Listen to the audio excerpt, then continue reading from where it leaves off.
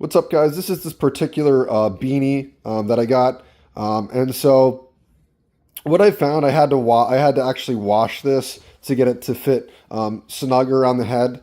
At first, you're gonna have a little bit extra of this like hanging over, right? So it's like it would look like a thug hat almost. I don't know how else to describe it, um, or a late '90s, early 2000s like vibe with the extended tip at the end.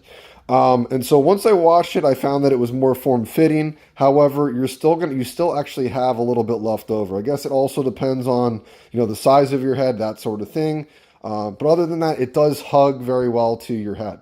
But again, even after washing it, I still have a little bit of excess on the top. So it is a good beanie though. I wear it, it's comfy. I don't have any sort of like, you know, fringes or anything like that hanging out. So yeah, overall, it's a good beanie.